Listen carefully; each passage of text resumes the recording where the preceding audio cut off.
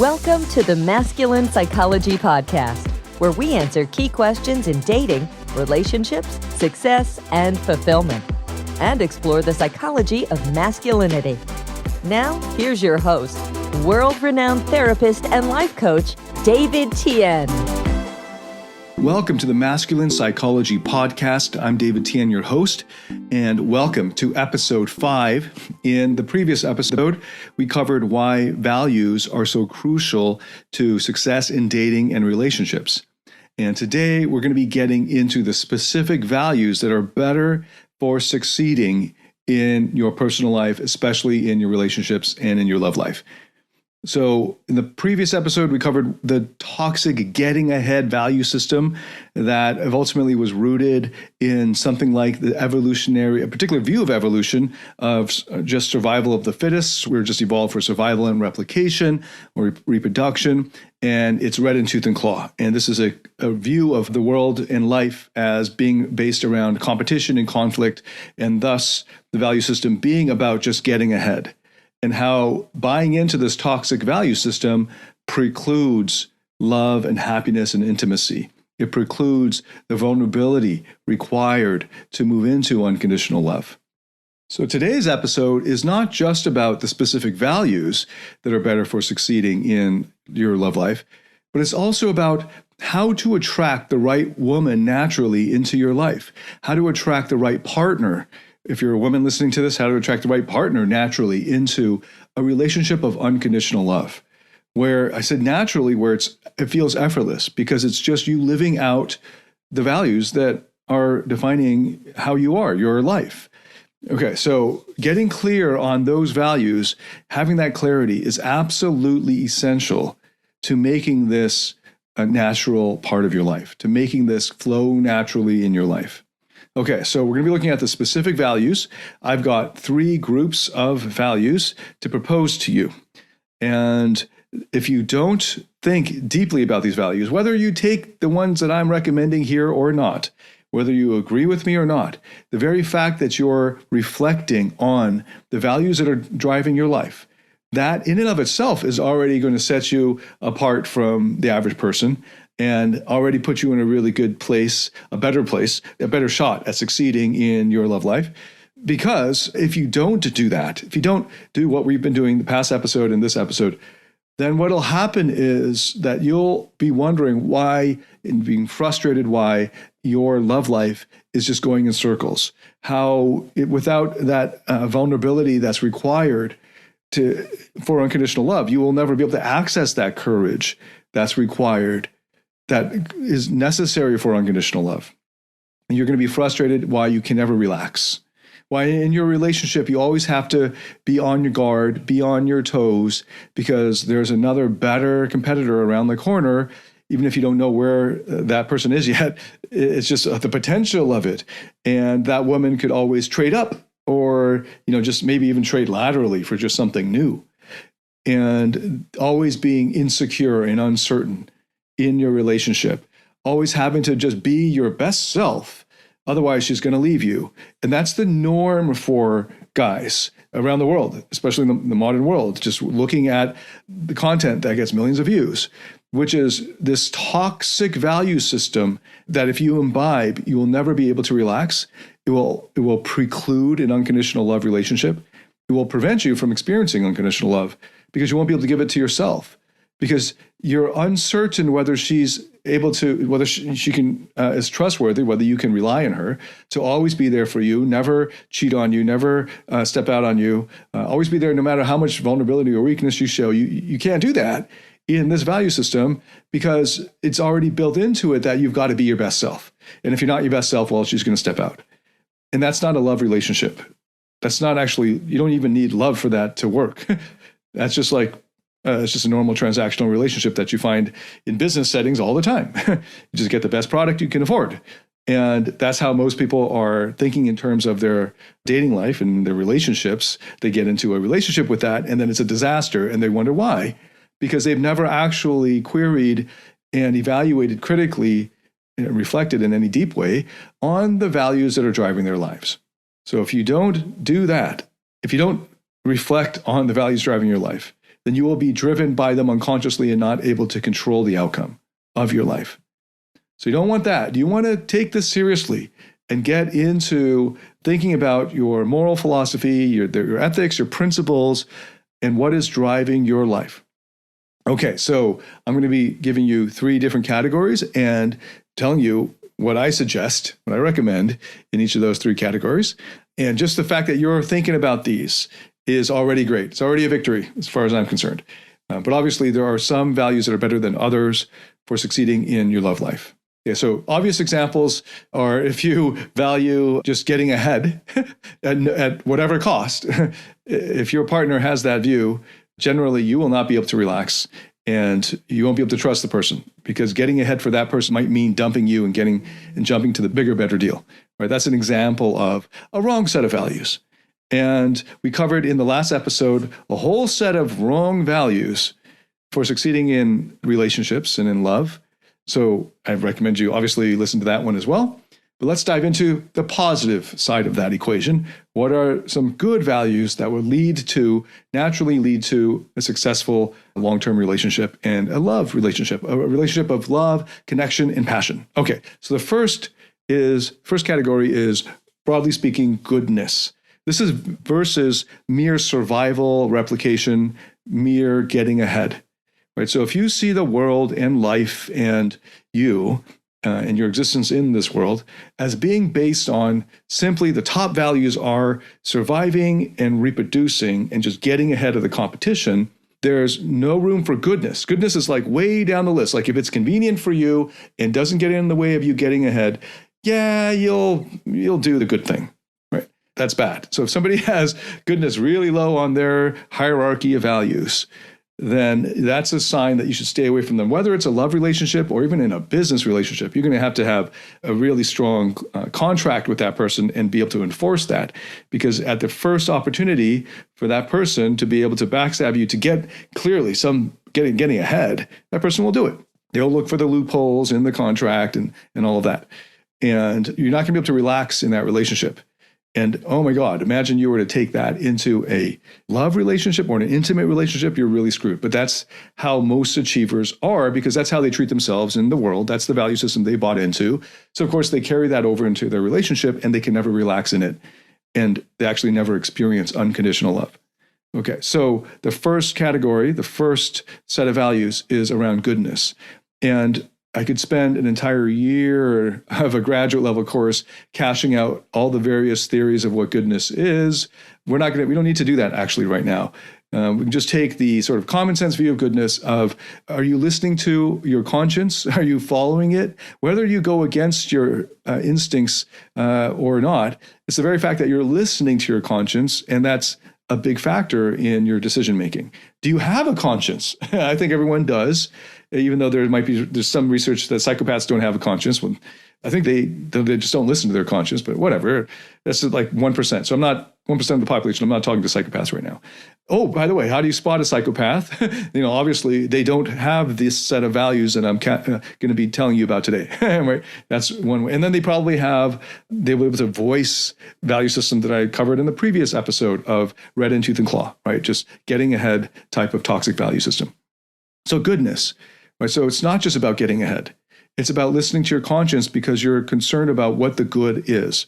Because you have this tugging in your heart that maybe this backstabbing, maybe this betrayal of faith, of loyalty or something like that is not good. It's not morally good. It gives you this yucky feeling. And that's the warning signal. You might still go ahead with it, but the fact that you're listening to your conscience is what we're looking for. And ideally, you will then have the skills or the experience or the wisdom to sit and listen to your conscience and the various needs of your parts that are being triggered or activated as a result of the situation you're in. And a part of this goodness category is integrity. What does that mean? This is a word that gets bandied about a lot in the corporate world, and it often means nothing, but it does mean something deep that it should be reserved for, which is integrity, where you're integrating the way that you are on the outside and the way you are on the inside, such that how you are on the inside matches how you are on the outside. In the sense of when you say you're going to do something, you mean that you will do it, and you will make sure that you go and do it to the best of your ability or your effort. And that also ties into another value that's in this category, which is commitment. Is she somebody who follows through on her commitments?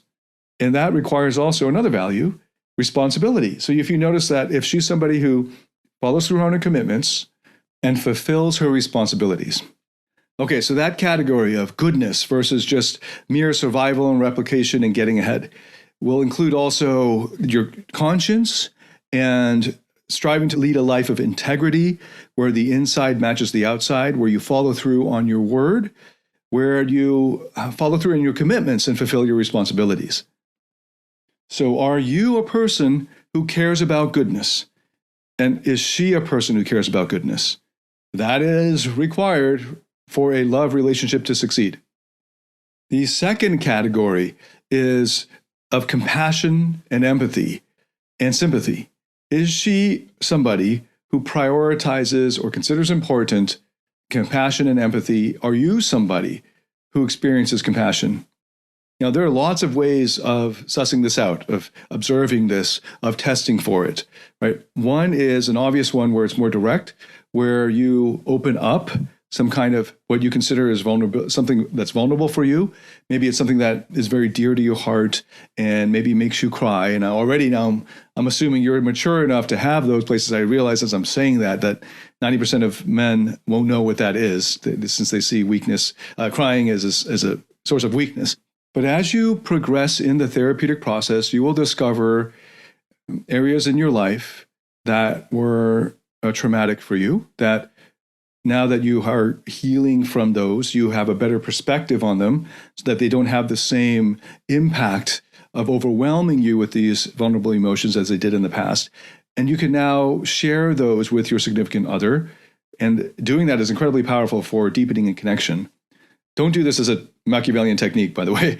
But if it's something real for you, of a period in your life or an event or a situation where you perceived it as a traumatic and now you're healing and growing from it, and if you were to share that with all the raw emotions that are there and with your higher self or more mature parts of you able to be there for the parts that are feeling sadness or the pain emotionally, and that's something that you can reveal and you will be able to see her response. Is she somebody who has empathy for your inner child that's in pain or hurt or who was hurt? Is she able to feel with you?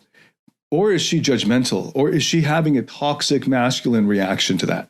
I mean, obviously it would be toxic, whatever, feminine or masculine, just a toxic reaction to that. But it's stereotypical toxic masculine, which is buck up, man up. Yeah, okay. Keep that, don't show that to anyone. All right. Get yourself fixed in the comfort of your own room and then come out when you're ready. You're not ready not to cry anymore and to be all emotional. Is she like that? Or do you feel that she's with you? Is she listening with compassion? Is she displaying compassion? Is she displaying empathy? Those are things to look out for. And what about you? It's easy to talk about what to look for in her. In fact, I have an entire masterclass for free on what to look out for to know whether she's relationship material. You can find that on my website, davidtianphd.com, so that you can get that masterclass for free. And I go in depth on not just the three categories I'm giving here today, but some other more specific ones for single men who are playing the field to look out for so that they know what they choose the right partner for them. For this podcast, I also want to highlight you. How compassionate, empathetic are you? When you see people who are in emotional pain, do you get uncomfortable and want them to stop? Are you having trouble accessing your own compassion because you're unable or inexperienced with being with your own parts that are feeling that similar pain? Because if you are, then you really need the therapeutic process, because without it, you will not be able to experience an unconditional love relationship. You will not succeed in your love life without that. And I understand that most men have been laboring under toxic masculinity and are unable to access compassion or be comfortable with it. So don't expect that she will. Now, if you are incredibly stoic in that toxic sense of not accessing your own compassion and tender feelings for yourself, you will probably, as a consequence, attract into your life somebody who is a sort of bleeding heart, and maybe even codependent, and kind of like a white nurse, the female equivalent of the white knight for your more emotionally unavailable rebel.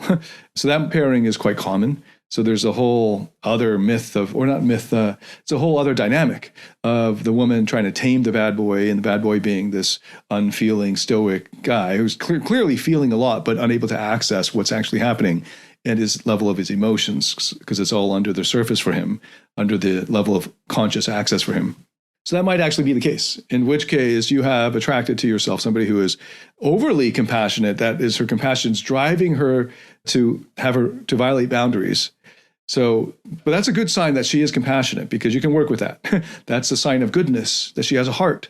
That's really important. She just needs to learn how to establish boundaries and to enforce those or assert them. And that's generally easier. So you have the material to work with this person. This is a good person, who just needs maturity and some skills. But if you're the guy who is attracting women like that, the bleeding hearts, and because you're the bad boy who's cut off from his emotions, you're not going to be able to succeed in a long-term relationship until you're able to access your own compassion. And you can test that out with whether you're compassionate with others. Because if you're not compassionate with others, very likely you're not compassionate with yourself, with your own parts that are vulnerable. Compassion and empathy are crucial. They're indispensable. Look for that in others. Look for it in yourself. If you find that you lack compassion and empathy, this is a therapeutic issue. Go and see a therapist and commit to that. You can also get on my online courses. We have tons of meditative exercises and lots of content, seminars and so on, that will move you into a more compassionate place for yourself, to move into self-acceptance, self-appreciation, self-compassion, and loving yourself, and accessing your higher self. One of the great ways of doing this for those men who are more intellectual, or who have parts that are more cognitive, kind of leading and dominating your day-to-day life, like I do, reading about it, or studying these concepts, these moral principles, like goodness, just studying moral philosophy and ethics, at least get you on the right topic, so that your mind is focused on these questions, so that you're actually asking yourself these questions and focusing and thinking about them. That's really helpful, rather than focusing on just getting ahead and getting lost in making more money or getting more status or something like that. That will take you further away from accessing compassion. So even if you don't have compassion, studying empathy and compassion and so on is helpful. There's a really great book on empathy that comes at it from a scientific perspective, and is a professor of psychology, and comes at it from a neuroscience perspective, as well as perspective from biology and even philosophy. It's called The Age of Empathy, and it's by Franz de Waal, D-E space W-A-A-L. But you can even start just from Aristotle and read the Nicomachean Ethics, or just getting into moral philosophy, studying virtue ethics. That'll get you on the right topic, so that you're actually concerned about issues around empathy, compassion, sympathy, and so forth.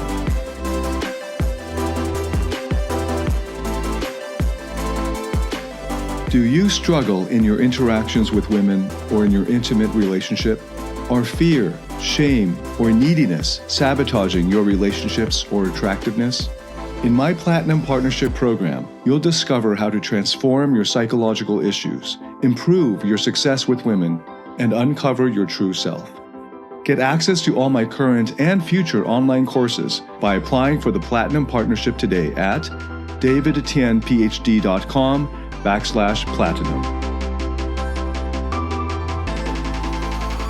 Okay, and the final category number 3, is epistemic humility in the growth mindset. So this is more of the cognitive area, and not so much just in the emotions and feelings.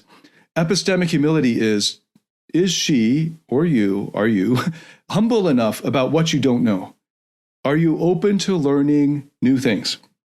Or do you take a growth mindset? Do you have a growth mindset with regards to you? Do you know that you don't know most things, and that it's impossible to learn everything, but that you are constantly looking forward to growing, and that you're looking out for growth?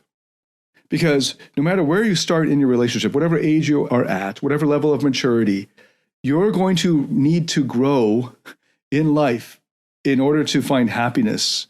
So is this somebody who is open-minded enough and humble enough to seek outside knowledge, to explore areas of knowledge and wisdom and experience of others and to be able to evaluate that and to take that on. So there are plenty of people in life who, after they finish schooling, start to shut down in terms of growth. Unless they're forced to by their company, they're not going to seek out learning opportunities or growth opportunities. There are plenty of men who don't want to improve themselves and think that they should just get a relationship and get a woman who's happy with them at 25 years old, and no matter what happens, this guy doesn't have to change. That guy will never succeed in a long-term relationship. Guaranteed. So what's necessary for success in the long term in any kind of interpersonal relationship is growing along the way, because life will throw you new challenges.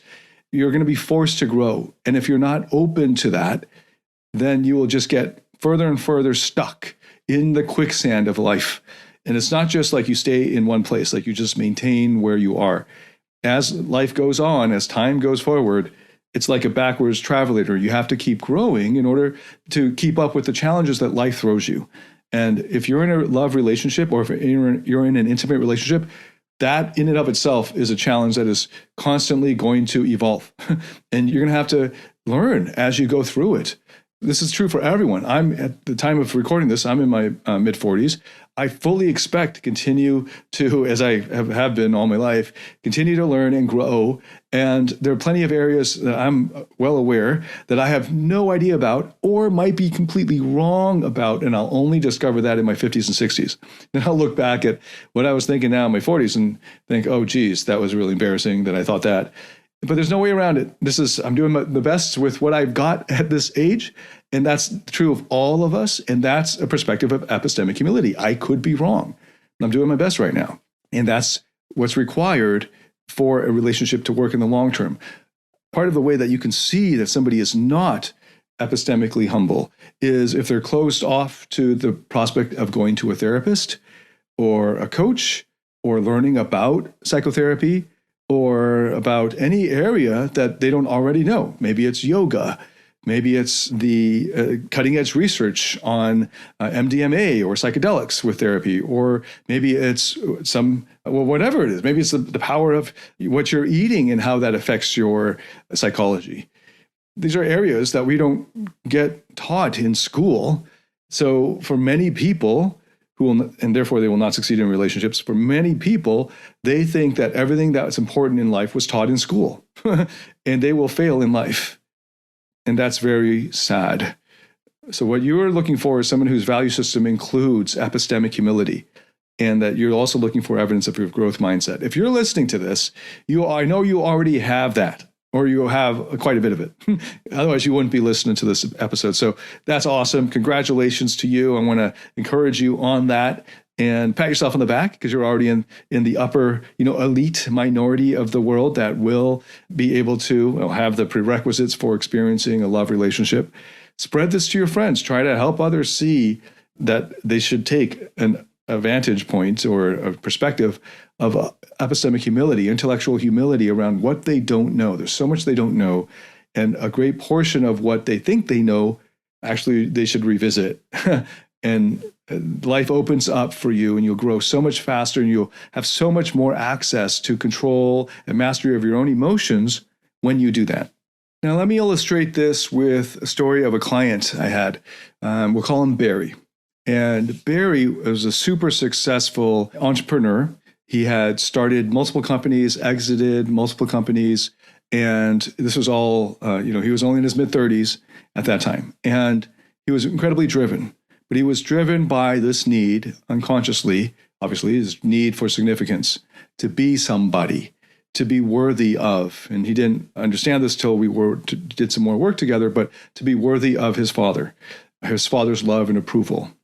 And he toiled away at this, and part of his feeling worthy enough was having a mate, having a partner, a girlfriend, and eventually a wife who could be a power couple. That was a big phrase for him. A big term of art, power couple. He needed to be a part of a power couple. And part of his narcissistic fantasy was that the two of them would arrive at some venture capital gathering or whatever, and everyone would turn and look, and they'd not only be super attractive sexually, but also incredibly influential and rich and, all the stuff that in that world would have constituted power, right? So the power couple. And because he was so smart and driven, he was recovering from, and when he came to see me to get help, he was recovering from being burned very badly by an emotional vampire, of course. So his personality type would attract an emotional vampire.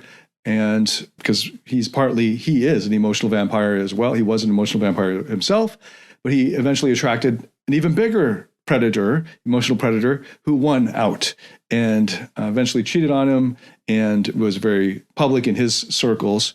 And he felt he lost face and his whole self-esteem was ruined. And with our work together, he was able to get back on his feet. And then as soon as he got that confidence back, just like typical narcissistic personality, he was off to the races. So he, in our one-on-one coaching program, he did half the sessions. He got back on his feet. He felt really confident. He felt like he got all these dating skills. And we went over the therapeutic material, but it didn't really sink in for him because it would be too painful for him to go there. But he started canceling sessions, not showing up, and coming up with excuses. And then he got a girlfriend. And this girlfriend was going to be part of his power couple. And of course, that didn't work out. And so, several months later, he was back in contacting me. Hey, can we meet up? Same story. And then getting back, working with him until he got his confidence back. And then he was off to the races again. That narcissistic part took over and off he went. And the problem I started to realize was that we never questioned the value system that was driving him to try to get ahead, because it was unquestioned. It was just this background assumption that if you're more successful, then you will be more deserving of happiness. And then therefore you would attract a woman that you will be happy with. No duh.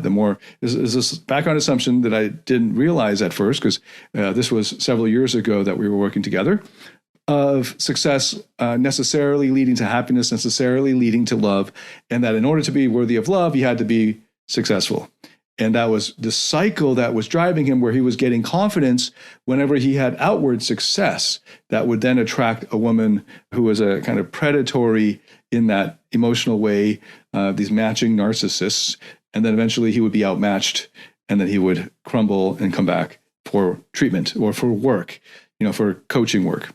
And eventually I was able to challenge him on his values to help him reevaluate, or actually first bring out the values. There was quite a lot of resistance because he was afraid that if he adopted or even questioned this value system of getting ahead, that he would never be successful. And it was never enough. That was one of those questions that will be able to stop an achiever in their tracks and help them to sort of like a pattern interrupt of when will it be enough? Because if they look back on their lives, they will see that there was never a point where it was enough. When they started at T1 and they got to T2, at T1, X amount of money would have been enough, but then they get to T2 and they get the X amount of money, and now they need X plus Y amount of money, X to the N amount of money to get to T, and then T3, they needed to add to that. And there was never enough. They could never rest because, in fact, their sense of significance didn't come from some absolute number. It was always a comparative metric. And there was always that uncertainty, or they just ratchet up the comparisons. Who am I comparing myself with? Because I need to compete at that level now. And then and then they got used to feeling not enough.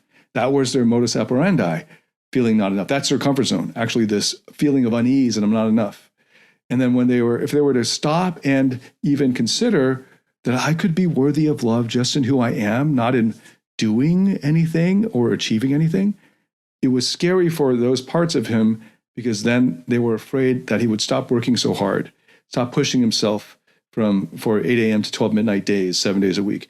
And then he would not ever get that love that those parts and the exiles they were protecting were desperately craving. So through this long therapeutic process, and it's triggered by reevaluating his values in a kind of gentle way over the course of weeks and months, he was slowly able to reset his values and let go of a lot of bad business decisions and bad business relationships he had gotten into because he was so desperate to succeed at higher and higher levels. And parts of him were just not into it anymore because part of him realized or knew in the back of his mind that that would not lead to unconditional love. And then eventually he was able to find the woman he's engaged to now and they're growing together with that third category, epistemic humility, maturing together with a growth mindset of being well aware of what they don't know, and that what they need to succeed in their relationship lies, a lot of it, in the areas that they don't know very well. So they're open to growing and coming to this work with curiosity and openness. And that puts them in a really good place to succeed in the long run. Because when you're in a relationship, it's not about how do I solve this relationship issue right now or this week's relationship issues. It's about the fact that you're going to need to set yourself up for success 10 years from now, 20, 30, 40 years from now, however long you're going to be together. And people enter intimate relationships hoping that they can be together for life. And think about how long that will be. You're going to need to really take that growth mindset on board, because you can't stagnate now or only fixate on the issues happening to you right now. You're going to need to realize that this is something that is ongoing for life. And so this is something that Barry took on, and through a really tough process. And it was really tough because his narcissistic parts were holding so tightly to the getting ahead value system out of fear that if they dropped that they would not then be successful and would not then experience the love they've been craving. But once they were able to understand intellectually that that will not lead to love, in fact, is preventing the very thing that they want, they were slowly able to relax back and to drop that and to trust Barry's higher self. Okay, so to recap, the first category was all about goodness versus mere survival or merely getting ahead. And this included your conscience, included integrity, commitment, and responsibility. The second category was about compassion, empathy, sympathy. The third category was about epistemic humility and the growth mindset and just having the maturity to realize the longer term perspective and to be open to learning new things in areas that they don't know anything about. And I illustrated that with the story of Barry. Okay, so I have online courses that will help you with all of these different areas, as you might have predicted. Of course, this is my work. There's a course called Invincible that will help you think through your own values, and that's a really great starting point. And there's also a more advanced course called Rock Solid Relationships that's especially good with leading you through thinking about, reflecting on, and accessing, discovering for yourself those relationship values that are most important for relationships. And then, of course, there's another course called Lifestyle Mastery that will help you think about, in a bigger sense, the meaning of your life, the purpose of your life. Okay, so Invincible, Rock Solid Relationships, Lifestyle Mastery, those are all great courses for digging deeper into these areas. In the next episode, I will be getting into why this is so hard for so many men, why this is so difficult, this reevaluating and reflecting on value systems, why it's so challenging for so many men. Come back in the next episode. Might be all about you, in fact, and I'll be covering that in the next episode. If you liked this one, please share it with whomever you think could benefit from it. Share the link. I really appreciate that. I also appreciate hearing from you about what you thought about what we covered in this episode. Looking forward to seeing you in the next episode. Thanks so much for listening. David Tian, signing out.